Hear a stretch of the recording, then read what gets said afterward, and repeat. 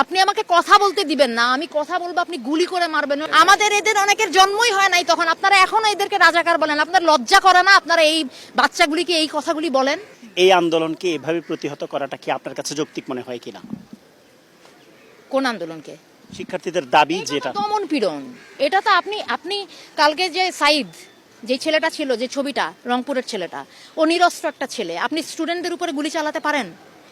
আপনি ছাত্রদের উপরে, নিরস্ত্র ছাত্রদের উপরে কোনো অবস্থাতে আপনি গুলি চালাতে পারেন? এটার জবাব প্রশাসনকে দিতে হবে। বাংলাদেশের মানুষ এটা জানতে চায় যে আমরা একটা প্রাণের কথা বলবো, একটা দাবি তুলবো। আপনার সেটা পছন্দ না হতে পারে, আপনি বাহাস করেন আমার সাথে। আপনি আমাকে কথা বলতে দিবেন না, আমি কথা বলবো আপনি গুলি করে মারবেন। ও একটা মায়ের বাচ্চা, ও একটা বোনের ভাই, আপনি ওকে মেরে ফেলছেন। এটা একটা কথা হলো?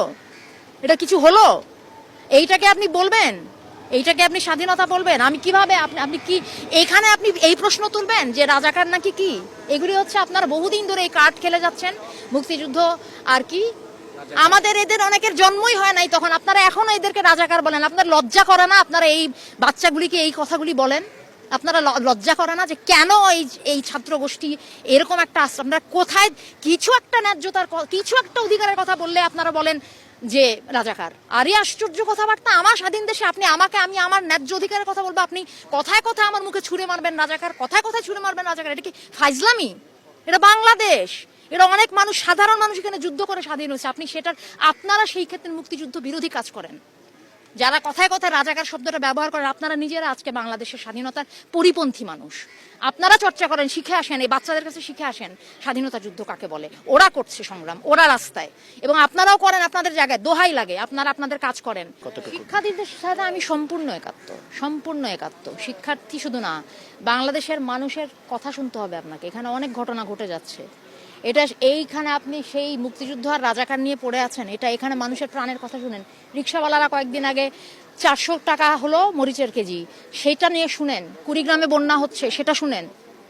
হ্যাঁ, মানুষ একটা মেডিকেল কলেজে গিয়ে দেখেন সাধারণ মানুষের একটা চিকিৎসা পেতে কি, আপনাদের একটা শ্রেণীর মাথা ব্যথা হলে তারা সিঙ্গাপুরে দৌড় দেয়, আর আমার দেশের মানুষ মানে ক্যান্সার হয়ে গেলেও বা বড় বড় চিকিৎসার পয়সা না, এরা করবে না চিকিৎসা। আপনি কি বলেন? এটা কি স্বর্গরাজ্য? এটা কি সত্যি তাই এরকম? এটা বাংলাদেশ? এইটাকে আপনি বলেন? সাধারণ মানুষের অর্থনৈতিক স্বাধীনতা, কথা বলার স্বাধীনতা, কোনো কিছু যদি না থাকে আপনি সেটাকে বলবেন? আমাদের অনেক যুদ্ধ বাকি, সেটা আমাদের করতে হবে। সবচেয়ে বড় কথা হচ্ছে সক্ষমতা। আপনি কি একটা সাধারণ মানুষ হিসেবে অনুভব করেন যে আপনি স্বাধীন? আপনি একটা সুন্দর জীবনযাপন করতে পারেন এখানে? স্বাধীনতার বোধ? নাকি আপনি প্রত্যেকটা কথা কেটে কেটে বলেন, ভয়ে ভয়ে বলেন? প্রত্যেকটা কথার মধ্যে 100 বার চিন্তা করেন যে এটা বলা যাবে, এটা বলা যাবে না, আপনি তাহলে স্বাধীন না? কেন এটা করতে হবে আমাকে? এইটার জন্য লাখো শহীদ জান দিল, এইটার জন্য এইটাকে আপনি স্বাধীনতা বলেন? আর এইটা যেটা মুক্তিযুদ্ধের পক্ষশক্তি যারা বলে নিজেদেরকে, তারা এখন ক্ষমতায়, তারা ক্ষমতায় থাকা অবস্থায় যদি আমাদের স্বাধীনতার বোধের এই অবস্থা হয়, তাহলে কাকে বিশ্বাস করবেন আপনি? কাজে স্বাধীনতার এখনো অনেক বাকি।